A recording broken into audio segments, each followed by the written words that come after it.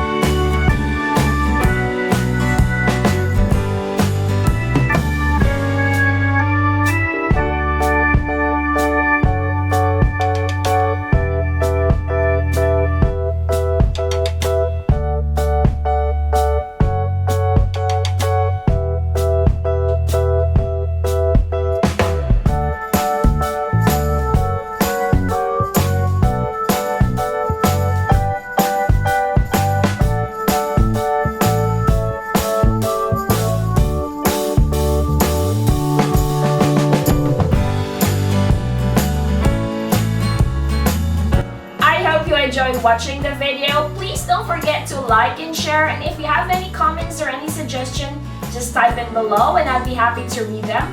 And of course, if you wanted to check out more recipes, you can visit our website www.delishph.com, and please don't forget to subscribe to our YouTube channel and like and follow us on our Facebook page. Thank you so much for watching and see you on the next video. God bless everyone. Bye! Massflex cookware and kitchenware for the love of cooking. Click the link on the description for more information.